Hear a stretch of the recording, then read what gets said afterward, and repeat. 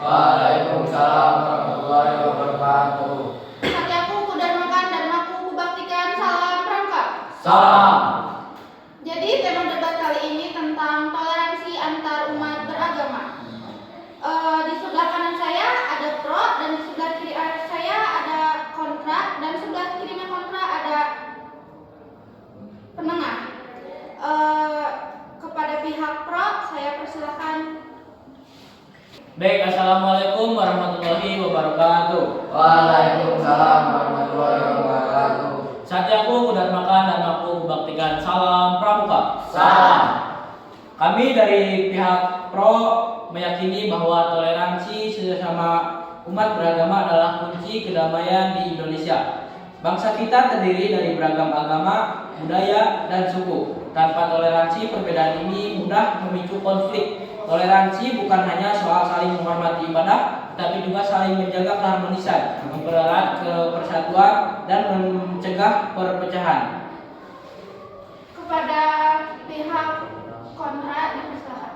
Baik, kami dari perwakilan pihak kontra tidak sepenuhnya menolak toleransi, tetapi kami ingin mengkritisi cara toleransi dipraktikkan di masyarakat. Toleransi sering disalahartikan sebagai menyamakan semua agama. Padahal setiap agama punya kebenaran dan ajaran yang berbeda. Kalau dipaksakan, toleransi bisa menimbulkan kebingungan, bahkan melemahkan keyakinan pribadi. Baik, kami dari pihak pro berargumen perlu digarisbawahi, toleransi tidak berarti menyamakan agama. Toleransi berarti memberi ruang bagi perbedaan tanpa mengganggu keyakinan. Misalnya, ketika umat Islam menjalani puasa Ramadan, umat lain menghormati dengan menjaga suasana kondusif. Saat umat Kristen merayakan Natal, umat agama lain memberi kesempatan ibadah dengan damai. Ini bukti nyata bahwa toleransi bisa berjalan tanpa menghilangkan iman. Namun kenyataannya di lapangan tidak semudah itu. Masih banyak penolakan pembangunan rumah, kayak rumah ibadah, ya konflik saat perayaan hari besar, bahkan ujaran kebencian di media sosial. Jadi toleransi sering hanya jadi slogan manis tanpa pelaksanaan nyata. Kalau praktiknya masih seperti ini, kita perlu jujur bahwa toleransi tidak cukup untuk menyelesaikan masalah. Justru karena masih ada masalah, toleransi semakin dibutuhkan. Bayangkan, kalau tidak ada toleransi sama sekali, konflik pasti akan semakin parah. Pendidikan toleransi sejak dini, regulasi pemerintahan yang adil, dan teladan dari tokoh agama bisa memperkuat pelaksanaannya. Toleransi bukan slogan, tapi proses panjang yang harus terus diperjuangkan. Ada sisi lain juga yang harus dipertimbangkan.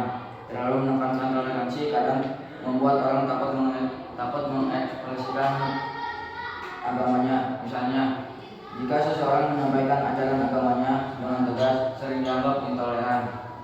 Padahal itu bagian dari keyakinan. Akibatnya, orang merasa terbatasi untuk menyampaikan identitas keagamanya secara jujur.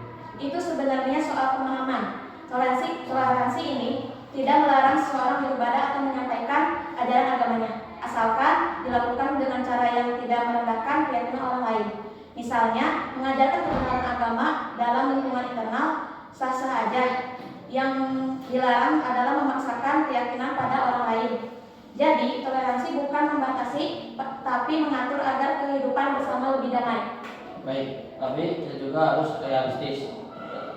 Toleransi sering menjadi alat politik. Ada pihak yang menggunakan isu toleransi untuk kepentingan kelompok tertentu.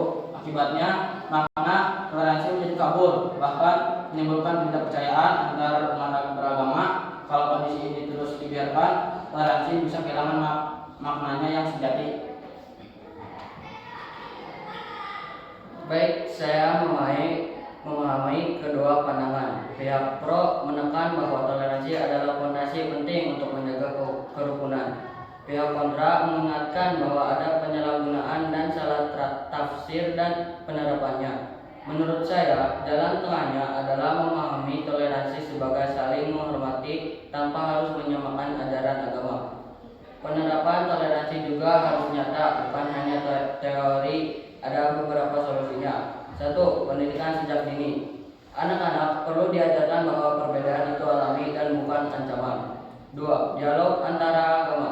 Tokoh-tokoh agama perlu sering duduk bersama untuk menguatkan kesepahaman. 3. Penegakan hukum. Pemerintah harus adil dalam melindungi hak semua umat beragama, termasuk membangun rumah ibadah. 4. Keteladanan masyarakat. Toleransi bukan hanya wacana, tapi tindakan kecil sehari-hari, seperti menghormati tetangga yang berbeda keyakinan. Terima kasih kepada pihak pro, kontra, dan penengah. Dari diskusi ini kita belajar bahwa toleransi memang sangat penting, tetapi penerapannya penuh tantangan. Ada resiko salah tafsir, ada juga masalah praktik di lapangan. Namun dengan pemahaman yang tepat, pendidikan, dialog, dan keadilan, toleransi bisa benar-benar menjadi jalan menuju kedamaian. Mari kita jadikan toleransi sebagai nilai hidup bersama. Cukup sekian, saya moderator, pamit undur diri. Wassalamualaikum warahmatullahi wabarakatuh. Waalaikumsalam.